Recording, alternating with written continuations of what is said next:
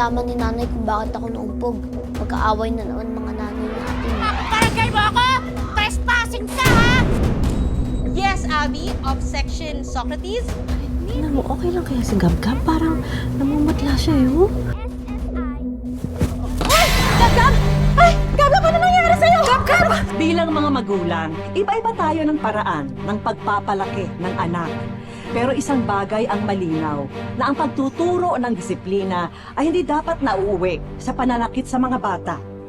Bilang mas nakatatanda, mas mabuting magbigay tayo ng magagandang halimbawa sa ating mga anak. Dahil sa ganitong paraan, mas maisa sa puso nila ang tama at mali hanggang sa kanilang paglaki.